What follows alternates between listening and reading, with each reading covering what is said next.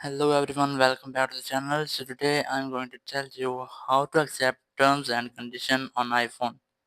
If you want to accept terms and condition of your iPhone and you are getting stuck on this page, so you just have to follow these steps.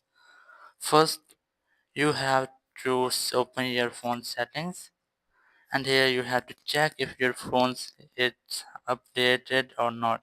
So open general option, here's that, tap on it, and here you have an option of software update. Just tap on it, and here you have to check if your phone software is up to date.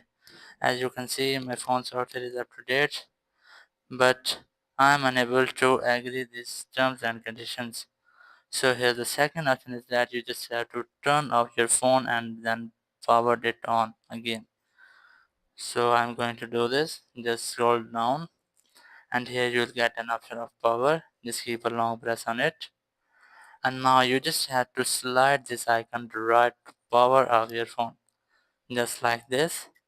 So you can see I have successfully powered off my phone. Now I am going to power it on. Just keep a long press on power button,